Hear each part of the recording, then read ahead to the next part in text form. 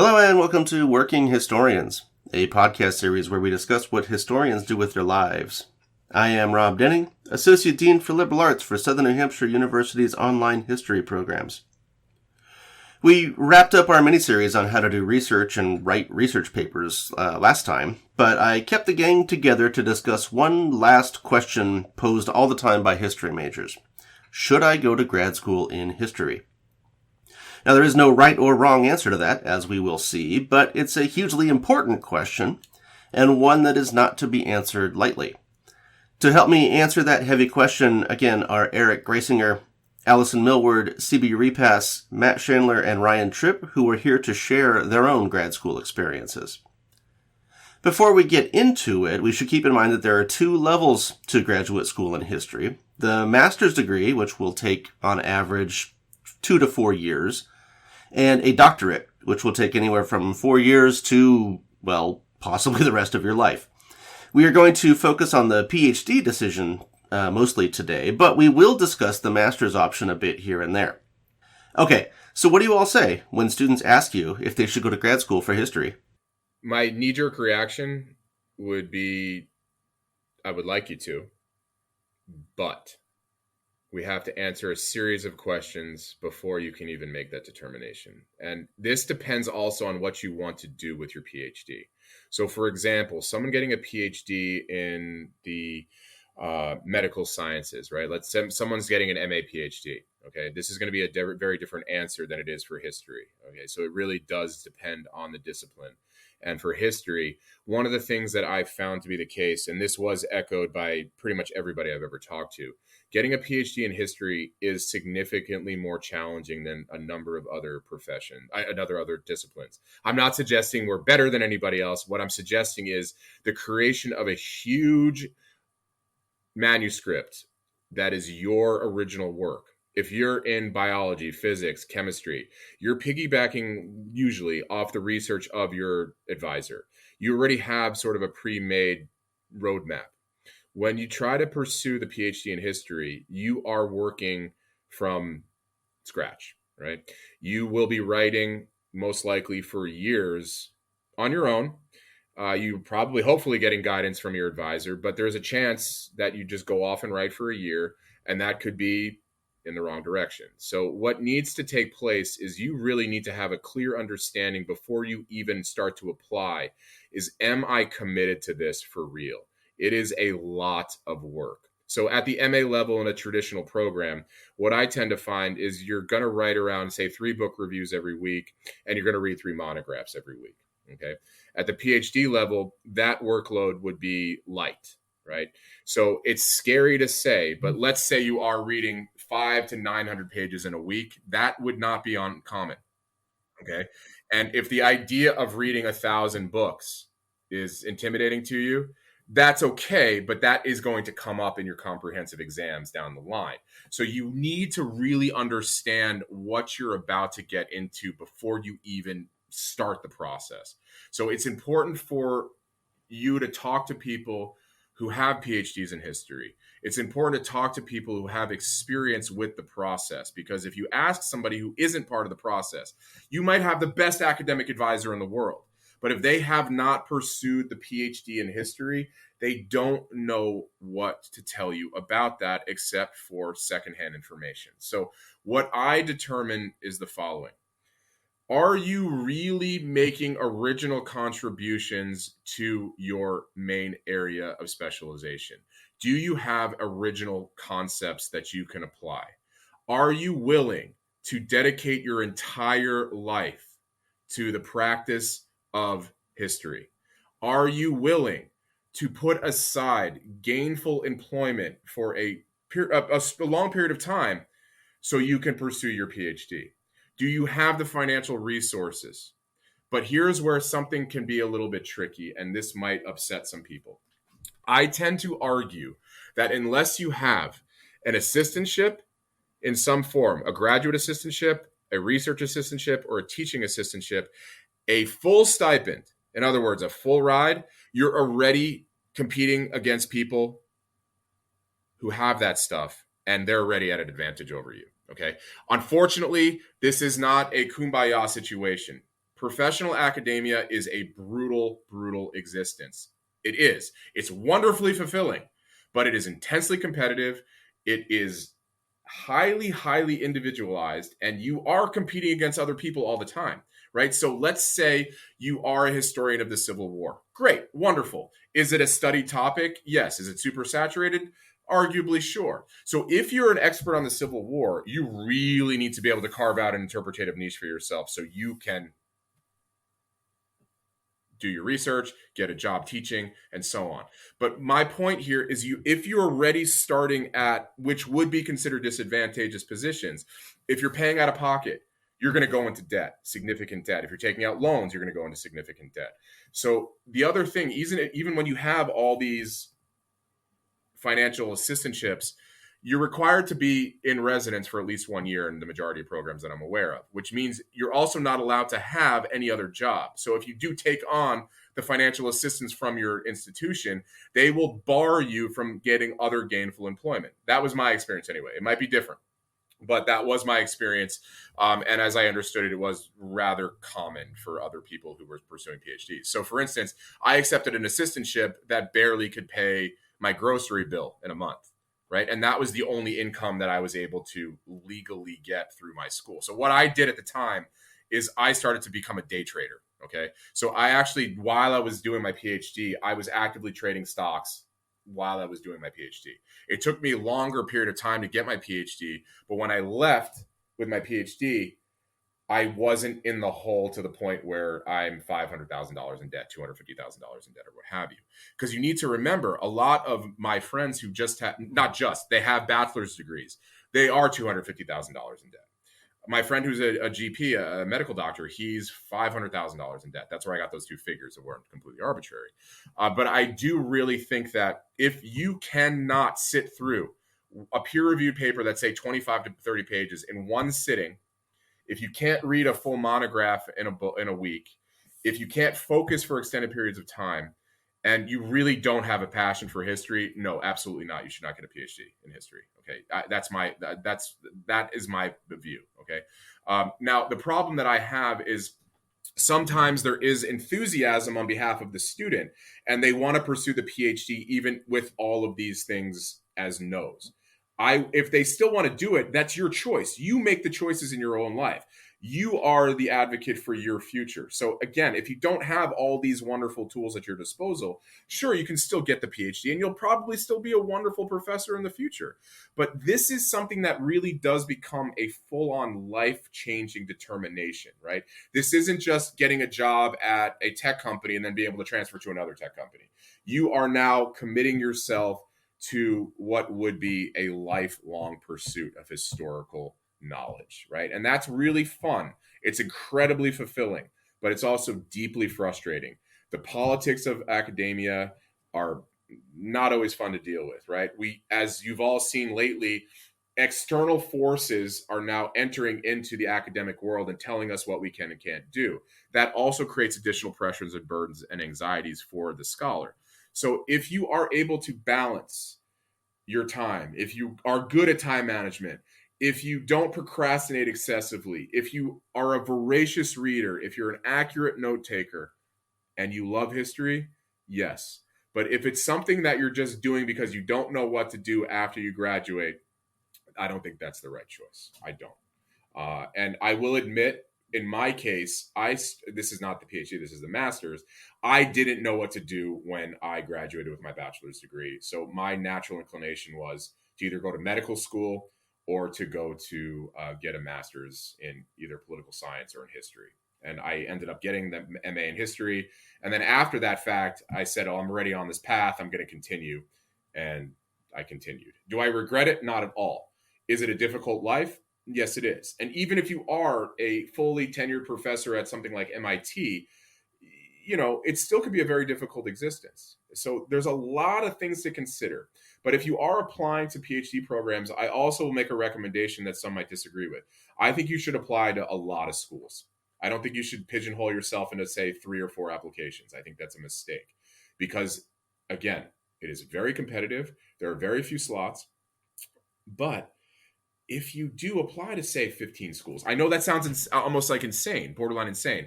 There are application waivers that you can apply for, so it doesn't become ruinously financially.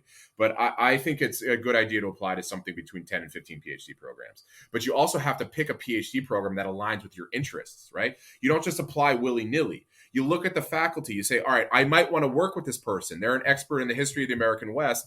I have an interest in the history of the American West. Maybe they'd want to take me on as a student, right? So these are considerations that you have to think through. You can't rush this choice, and it has to be a choice that you can be nervous, anxious, absolutely, and you should be also excited about this prospect. But it is something that is a bigger choice than what might feel at the time.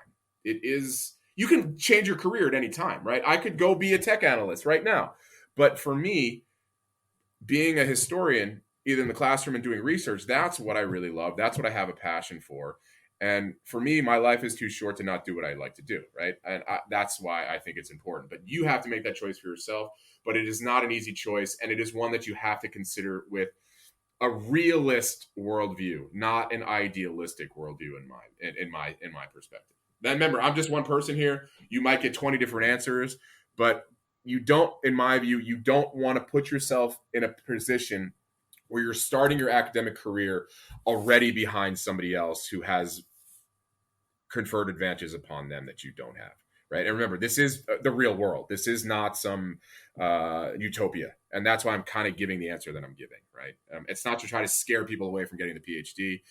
But I think people think of the PhD, oh, yeah, I get to be called doctor. That's so cool. It is really freaking cool. And it's satisfying, but it's a lot of work. And again, writing a 300 to 500 page dissertation, that's a big operation in and of itself. So you have to have all the things from thesis to hundreds and hundreds of resources, and you need to be the expert. There's no waffling. You have to be the subject matter expert. You need to know more than everybody else on that topic. That's something that you also have to be prepared for. And that's a burden too. And that's a sense of pressure. Yeah, if a student asks me, should I get a PhD in history, I am obviously I'm not going to make the decision for the student. Of course not. So, of course, right. But what I'm going to do is before you can answer, should I get the PhD in history, is the student needs to be informed of all aspects of the PhD and what comes after the PhD. You've touched on a bunch of it, but what is actually expected of a PhD student? You're going to come into it. You're going to be taking classes for the first couple of years. Those classes are going to be read a book every week for every course, and then talk about that book every week in that course. And so if you're taking 2 or 3 courses, like you said, you're reading 2 or 3 full books a week. And while you're doing that, you're supposed to be doing readings on top of that are going to get you towards your dissertation topic, that are going to work towards your general exams, your comprehensive exams. It's called different things at different universities. But you do this for a couple of years. You read a lot. And you thousands talk about thousands of sources. Yes, hundreds of books plus a whole bunch of articles plus a whole bunch of primary sources. Yes. That's what historians do. They read. This is parenthetically, this is why I laugh whenever I hear a student complain that there's too much reading. there's never too much reading in a history program. That's not a thing. End parentheses. So your first couple of years are taking those courses. Then, and also usually while you're taking those courses, if you've got one of those tuition waivers and assistantships that Matt was talking about, you're also teaching a class. Usually you're not teaching a class on your own. Usually you're a TA, a teaching assistant, where you'll be grading papers or running discussion sections, depending on the size of the lecture that you're working with, which means, you've got a lecturer who lectures to the class 3 days a week. The other 2 days a week, you take part of that class and you talk about readings with them. So you're teaching you're a teaching assistant, but you're doing that while you're also taking those classes and reading all of those books and all of that.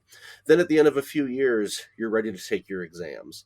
And your exams, Matt, I don't know if your experience was the same as mine, but that was probably the most traumatic experience of my life, doing the general exams, because this is when you are responsible for knowing those thousands of books that you've been reading, those thousands of documents, and not necessarily primary sources, because usually your general exams are focused more on the secondary sources, but all the books and articles that you've ever read, you need to be able to lay out in a very short, efficient way that you demonstrate your expertise and knowledge of the entirety of the existing literature on the topic. And so, in my case, it was my major field was modern U.S., minor field was early U.S., and a minor field was Latin America. That means I had 3 written exams that I had to answer, basically describe the historiographical debates of those 3 topics. The historiographical debates on modern U.S. history is something that somebody could spend 1,000 years doing, but I've got 48 hours because they're timed. At least in my example, it was. You've got 48 hours. You've got 20 pages, and then at the end of the 48 hours, you turn in that 20 pages, and you hope that you've done enough to satisfy the committee. And then you turn around the next day and you start your minor field. You've got 24 hours to write 10 pages. You do that, and then you've got another 24 hours to write another 10 pages. And you just, at the end of it, you are the most tired that you've ever been in your life. And then you have the oral defense, at least in my experience, where the committee they print out all those papers. You come into a committee room and they start grilling you on what you just wrote.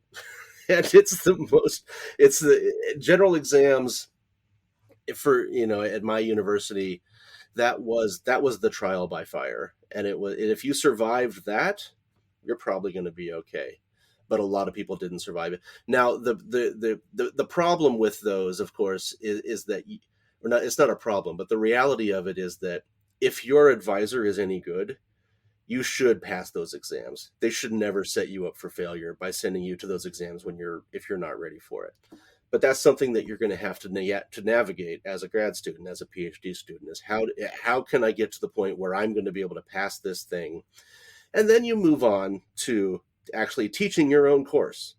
And then you start doing the dissertation research, and then you start writing the dissertation. And so your last few years are writing the dissertation. And so the process is a big series of obstacles and hurdles that you have to overcome. And then, yes, at the end of it, you're a doctor, and that's awesome. But then you have to deal with what comes after graduation, which is finding a job.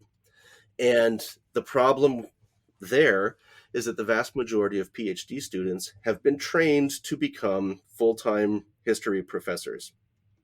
Then we run into the problem where the job market for history professors is almost non-existent these days. Nobody is hiring.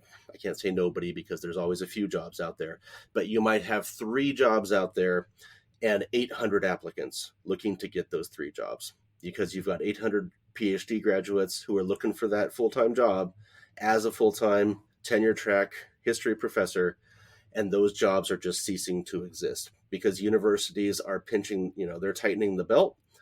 Public funds are drying up for a lot of universities, and so a lot of universities are trying to cut costs.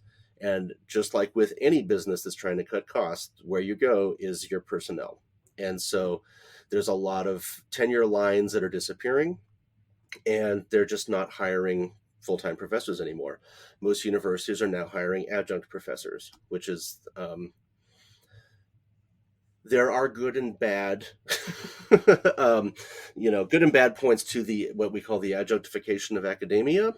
But the reality is that the vast majority of PhD graduates are not going to get that full-time history professorship that they've been dreaming about for so long. Very few of us that graduated back in my day got those jobs either.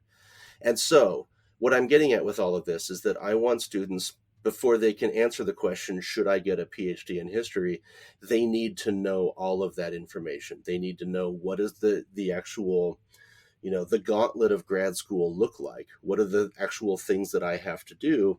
But then also, what are the odds of getting what I want at the end of the process? And if your goal, if you're in it for personal fulfillment, well, then, the job market at the end of it may not matter to you, because you're doing your personal fulfillment. I liked this. This was fun. I got something out of it. That's great.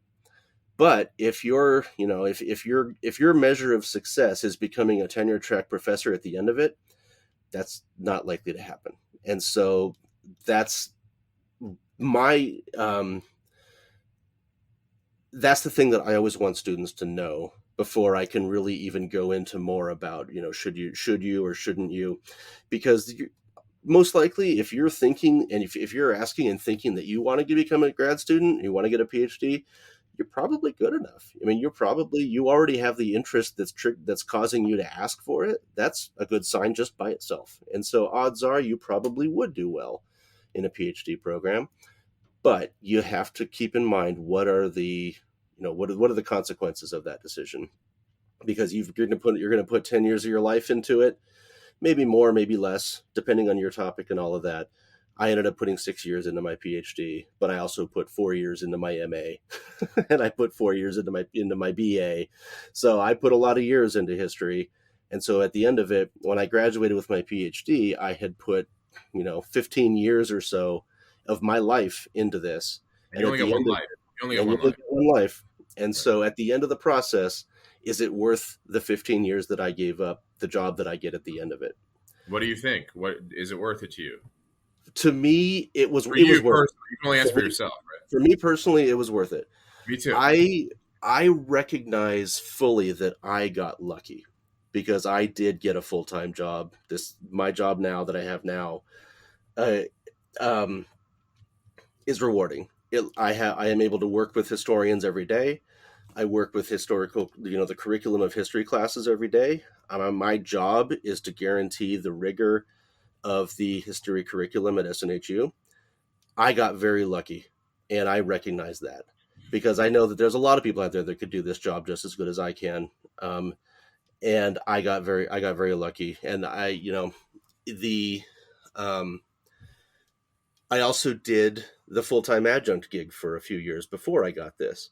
And so I know what that life is like also. And it's not an easy life. It's not an easy life. And I actually, when I was doing the full-time adjuncting thing, I peaked teaching 9 classes at 5 different campuses in one semester. 9 and 4. Yeah. And so after doing that, the paycheck was nice, but that's not a sustainable schedule. And so I actually started going back to school to get an AA degree in paralegal studies because I needed to find something else. And then I did. So I was working on that degree, and then suddenly this job came through, and I got lucky, and I know that a lot of other people didn't get this lucky. And so again, the decision of was it worth it? Yeah, that's a personal decision that everybody has to make on their own. For me, it was worth it. It worked out, and I'm happy that I did it. One thing we do have as historians, though, that the sciences don't always have, is we do have the MA stop along the way. So it is a good. Can I do it at the MA level? And if you thrive at the MA level, less so than the BA level, if you thrive at the MA level, you're going to set yourself up for success at the PhD level. But Rob, I had a question for you.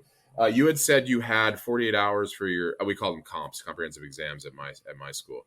Did you have access to notes and books and stuff? Or it was, that was the tricky. Yeah, you could choose. Because how would they stop cheating today if that was the case? You had a choice. You could either you could do it on campus. Like me, okay. There is the option like mine. Okay, so you could do it in an office on campus. Right. You get less time. You get like 8 hours to do it. I had 4 fields. I had 6, 4, 4, 4, 4. So no notes, no nothing. Locked in a room, no internet. A laptop that has the actual radios taken out, so you can't connect to the internet at all. You back up to a USB stick just in case, so you don't lose your work. They lock you in a room for 6 hours for your major field. You're asked one question, and you have to write on one question with no notes for 6 hours. And then the next day, you come for your first minor field, and it's 4 hours, no notes, maybe 2 questions for 4 hours, and you have to write the whole time. You cannot waste. So that's something we didn't really tease out or parse apart is the transition from being a PhD student to a PhD candidate. And the comps for me were where we make that differentiation when you start actually being a dissertation focused person as opposed to a class driven student. One last thing I just wanted to add about my experience at the PhD program, which is a consideration, is sometimes you might take undergraduate classes and you'll have additional work on top of the undergraduate work. So you'll do all the undergraduate workload, and then your teacher will add additional PhD level work. So you're effectively it is kind of like taking two classes at the same time.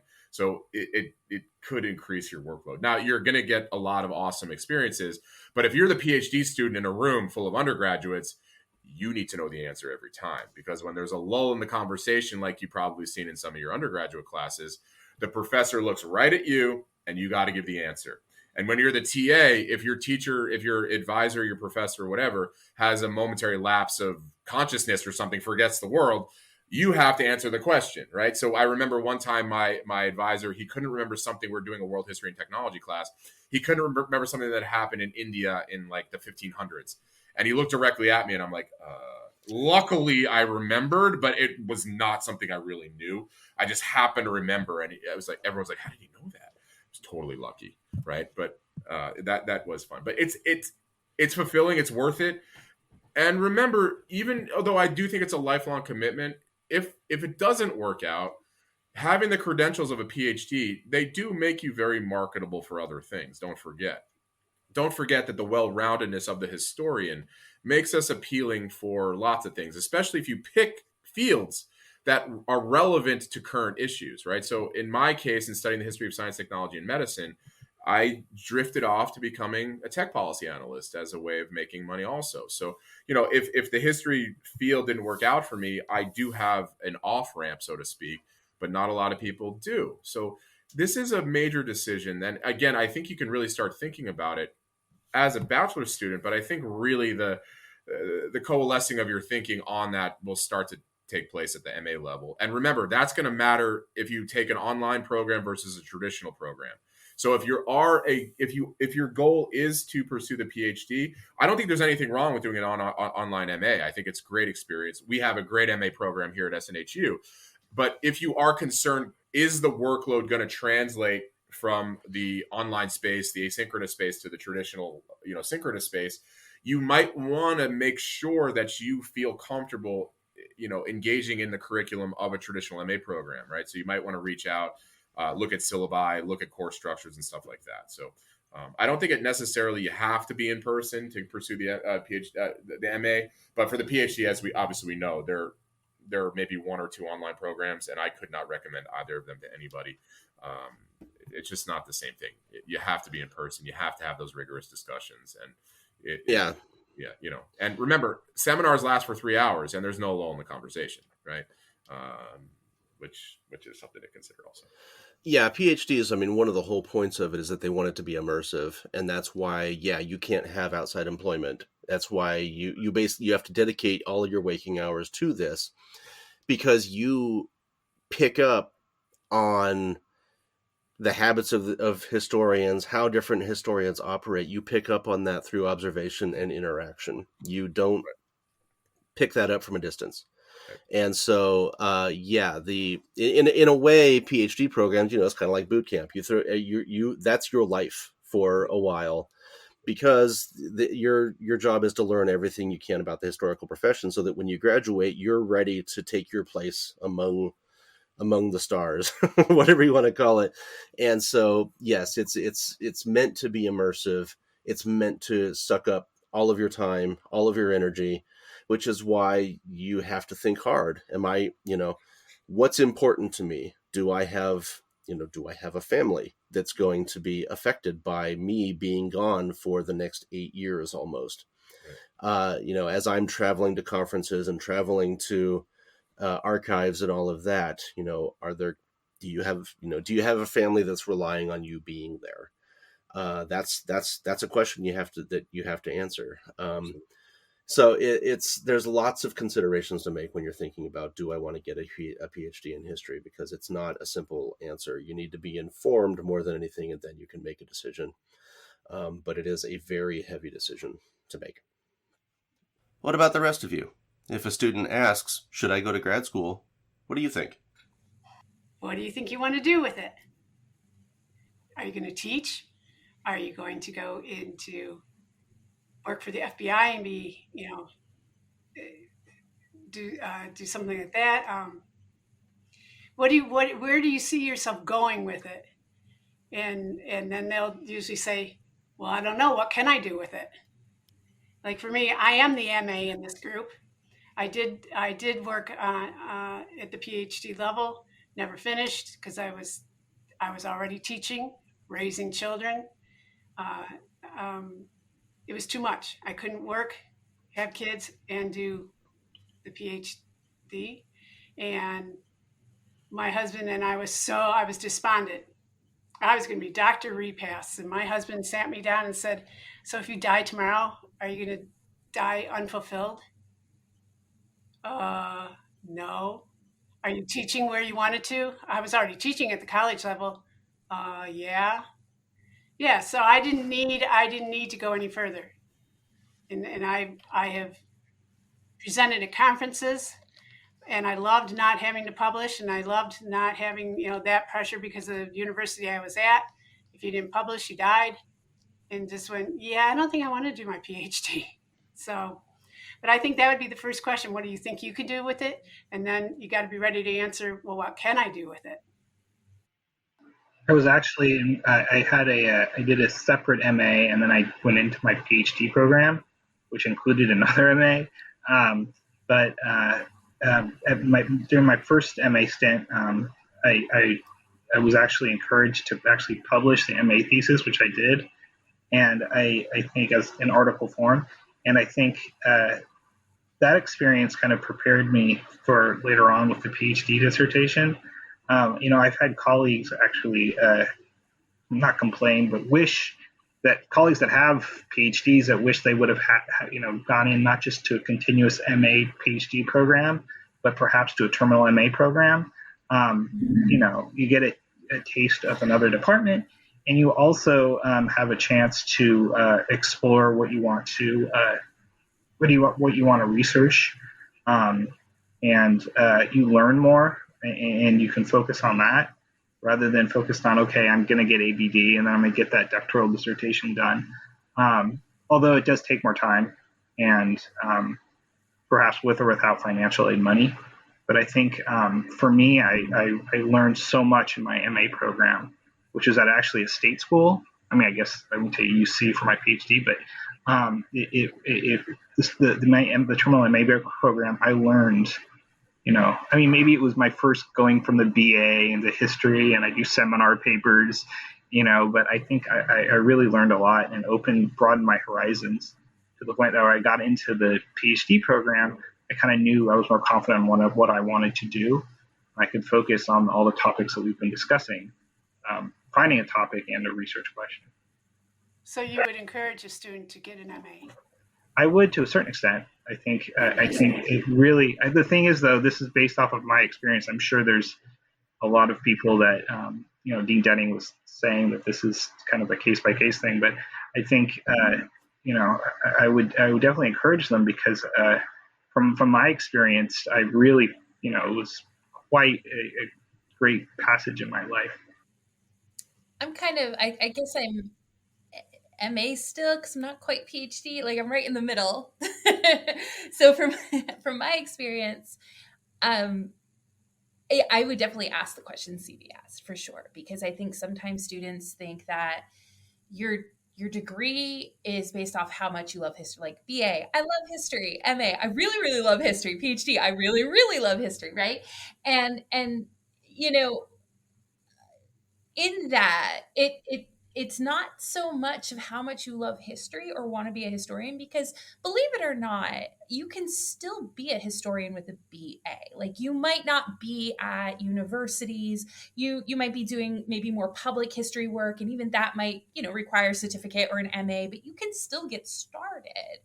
Really, when they start asking about MA and PhD is, okay, it's not about how much you love history, although I think that's a component. I think there are times in my program right now where I'm like, how much do I really love history? Like, this is overkill. How much do you like to read, write, research? That's really what we're doing, to an extent at the MA level, but at the PhD level. Do you want to be a researcher in this?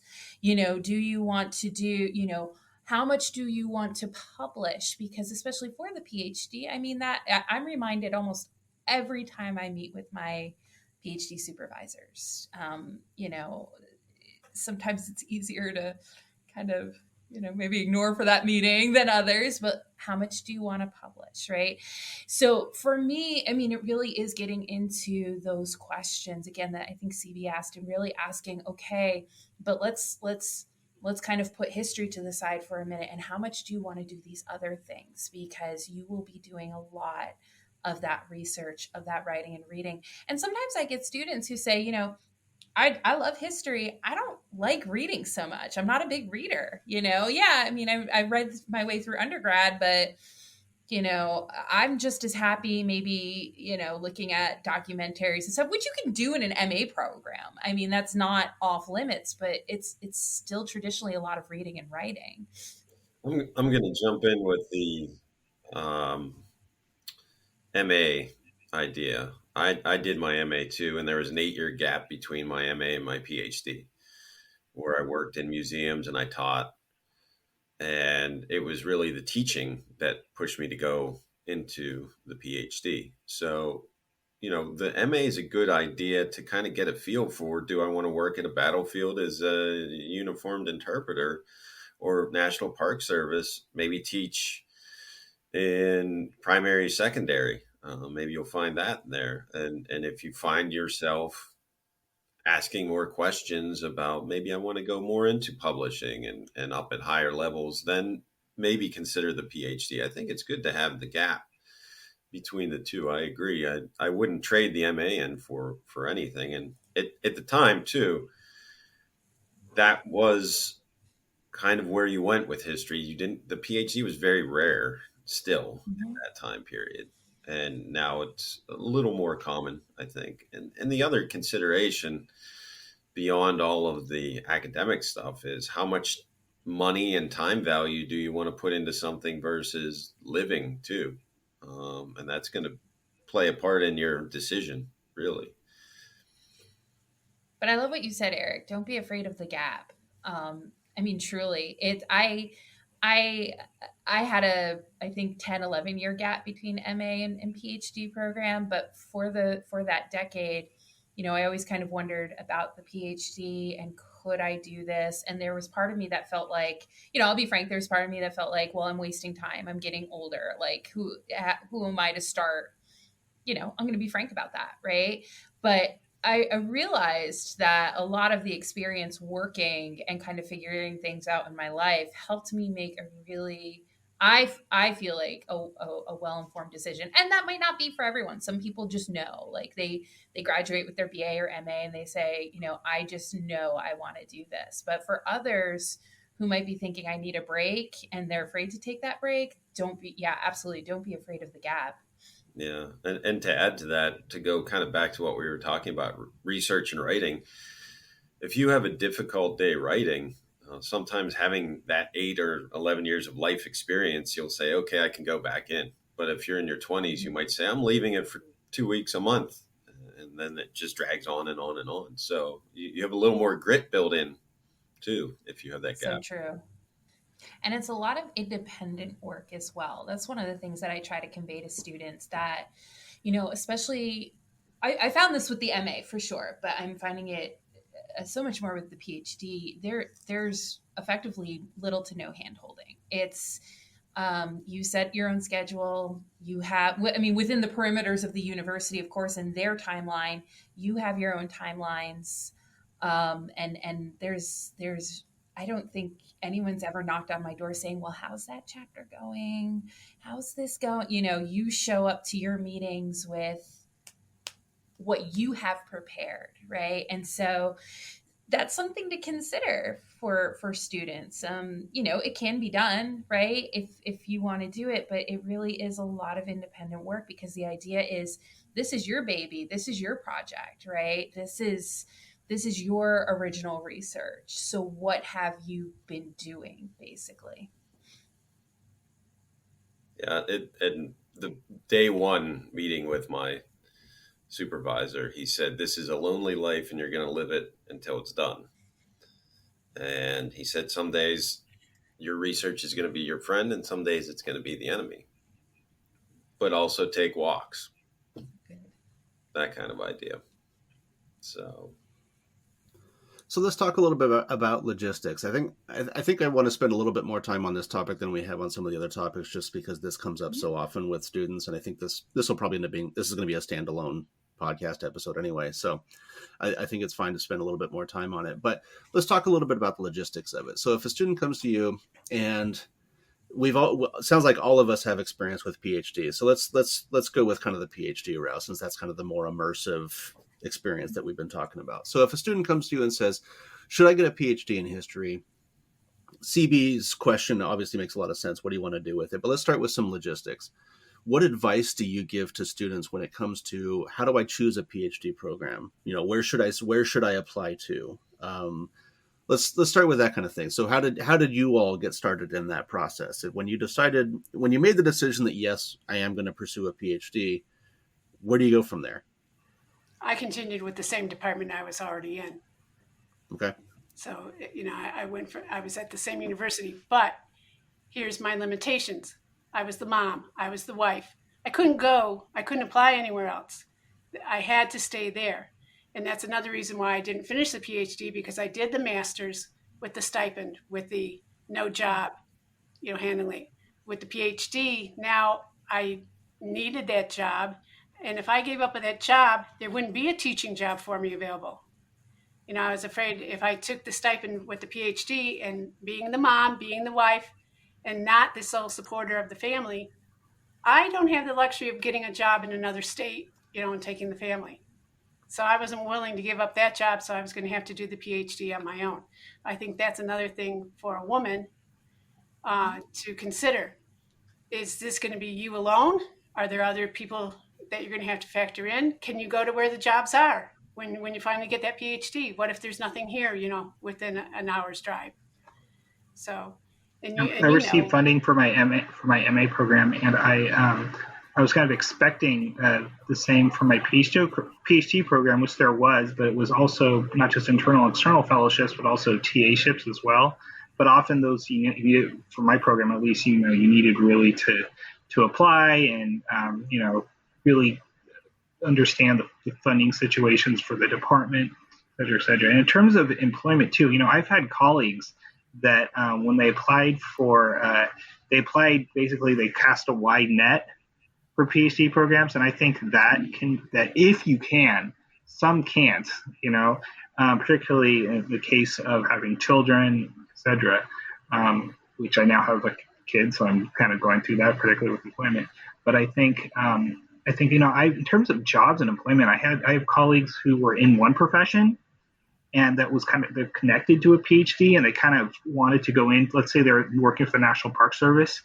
They wanted to go into a certain PhD program that was either connected to the National Park Service or around kind of sites, around the United States that kind of fed into that. And they received the PhD. They found a couple teaching jobs, but there was kind of a lull in their careers, and they kind of went back to the National Park Service. And by going back to their own profession with a PhD in history, they actually, became quite successful. National Park Service is kind of just a amorphous example, but they became quite successful in their former profession. So in terms of, employment and getting a job, it can, having a job prior to the PhD, it can really, really help you. I don't know if that's Dean Denning's experience, but I think it can help you. Yeah, the big kind of logistical questions that I have if a student does make the decision that they want to do it is, you got to take into account where can you physically be for the next 10 years or however long it's going to take for you to finish this project, because you never know how long it's going to take. Mm-hmm. Where can you physically be? What are your your outside obligations, family wise or whatever. Are you free to, are you unencumbered and free to go wherever you want, or are you bringing a spouse and kids with you? Because that's going to make a difference. Do you have to be where your family is? So I always recommend to students to think about, what are their own limitations for that. And then beyond that, when it comes to deciding, where you're going to apply, I mean, that's a big decision too. What schools am I going to apply to? So you can that's a big decision on its own too. And a lot of students won't know how do I decide what schools to apply to? If I am able to go anywhere in the country, how do I narrow it down to 5 or 10 or whatever a reasonable number of applications are? So how do I narrow that down? And it's my again, it can be such a case by case thing. My kind of generic answer is, well, the historians that you've identified as being important to your field, the topic you want to go to, and where are they working? And maybe you can try those places. Maybe you'll get to work with those people because they are doing stuff that's interesting to you. It might be good for you to work with them. See if maybe not. Maybe that person isn't taking on grad students, so maybe not. But that's probably a good place to start. And then when it comes to the financing part of it, the one thing that I always insist that students follow up on, and that I always kind of tell them not to do, is do everything you can to avoid taking on debt in grad school. Most reputable institutions are going to pay you a stipend of some kind, and they're going to waive the tuition for you if it's a good program. And so make sure that the place you go does that for you, because you may take on some debt, but you don't want to graduate from a PhD program owing $200,000 in student loans, because you're not going to go into a field where you're going to be able to pay that off very quickly. There's no high paying history field like that. And then the other thing that we've kind of touched on a little bit that I always insist to students think about is the job market afterwards. Because again, going back to CB's question about what do you want to do with it, the other kind of flip side to that is what are you going to be able to do with it? Yeah, I agree with that. I guess my students know me as a Debbie Downer by now, because that is one of the first things that I mentioned to them, that getting that tenure track professor line is almost nearly next to impossible at this point. I mean, and I tell them, look, have that plan B, right? Have probably even a plan C. And if at the end of the day you have A, B, and C, and you're still okay with that, and we've talked about everything else, go for it. But I definitely mentioned to them kind of the concerns with academia right now, for sure. Another thing too would be to say, to kind of couch that idea that, hey, this is drying up, and these are the options open to you. If you do not work in academia or whatever you're targeting with your PhD, does it still have intrinsic value to you? Can you just say, hey, this was worth challenging myself to see that I could argue a point and convince a committee, and I know for myself I'm the best historian I can be? Yeah, and I think that's kind of central to all the other stuff that I was saying, and I didn't put, and that's a good way to frame it is, at the end of all of this process, if you don't end up working as a historian, will you be okay with that? Is it still going to seem like it was a worthwhile experience to you or not? Actually, speaking to that, I here, at my full-time job, we do have an adjunct on staff who is a tax accountant by day, but he got his MA in history just for fun, and he teaches a class for us, and he's fantastic, and the students love him, right? And so, sometimes be established in a totally different career, and let that MA kind of be that other life goal. And if you can be happy doing your day job and then maybe adjuncting a couple of classes a semester, that's cool too. I still see that as kind of like, hey, you're still a historian, maybe just not full time, but if that is something that you can live with, go for it. Like that's great personal goal.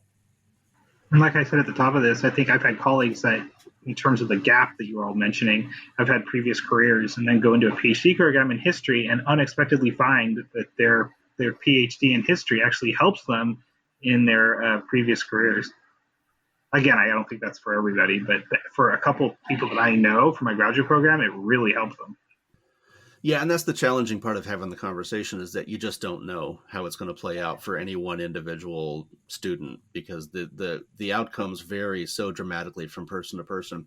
Because you could tell the student that, oh yeah, there's no way you'll get a PhD, you'll get a tenure track job, and then somehow that student wins the lottery and does get a tenure track job. So it does. I mean, it does happen, but not nearly at the rate that we would like. And so it is so hard to predict how it'll play out. Which is, I guess, kind of getting back to the idea that we just have to present the entire range of possible outcomes and just make sure that the student is comfortable with that and can tolerate that type, all those various possible outcomes. All right, and so I guess let's wrap this up by saying, so Eric, was getting the PhD worth it to you? Yes, definitely. Yeah, it really focused research skills that, as we said, maybe you go into a law firm and they're applicable there. I think it's good for anybody to try and challenge. And it's, again, something intrinsically that can't be taken away. Ryan, was it worth it to you? Yes, it was very much worth it to me, not just in the field of history, but also expanding my horizons into other connected fields like Native studies, which allowed me to move on in terms of, I teach both at the university and college levels. I adjunct at the university level, but I've begun to teach full time at the community college level. And that's certainly, without my PhD, and I'm not just talking about the pay levels, without my PhD and the courses that I took on my PhD, I don't think I'd have that currently assistant professor job. That's my good news. Allison, sounds like you're still in process for it, but so far is the process worth it for you? Absolutely. It's helping me in my current job. I wouldn't be able to get the promotions that I will be eligible for when I finish it. But also, it's just really made me think about the world in different ways and about how I approach not just kind of like the outside world, but like historical problems. And it's really helped me, I think, talk to my students in a different way as well about some of the historical concepts and issues that are out there. So both for personal and professional, absolutely. Great, glad to hear it. I'm tempted to try to reach out to one of my colleagues who thinks it isn't worth it, just to see if I get their take on it. But but again, I think this. I mean, we all went in different directions. We're all doing history related stuff, but we're all going in different directions. And so I think it is interesting that we've all decided that it's worth it, and that's great to hear. And I think for the most people, it is worth it. I think it's fairly rare to come across folks who think it wasn't worth it, but they are definitely out there. Before I do that, I just want to thank you all for agreeing to do all of this and for talking through all these various topics with me. And, thank you again. Nice meeting y'all. And thank you all for joining us today.